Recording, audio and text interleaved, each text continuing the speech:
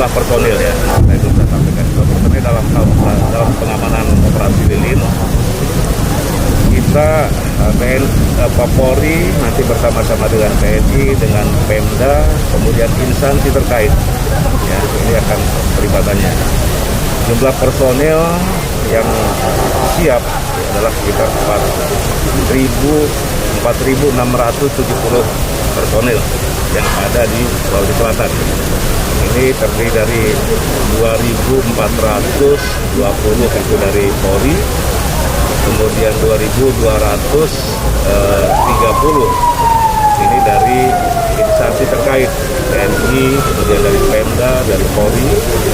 Tetapi bukan hanya itu, jadi kami tetap menyiapkan 2/3 kekuatan personil Polda maupun Polres, 2/3 siaga. Jadi kami tidak mau kemudian hanya personil yang terlibat, tetapi kita maksimalkan ya 2/3 dinas penting Polres dan Polda siaga kapanpun kita kerahkan itu ketiga. Kemudian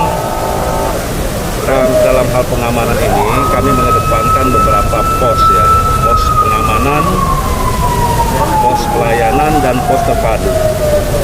Pos pengamanan ini ada sekitar 61 ya, 61 pos pengamanan.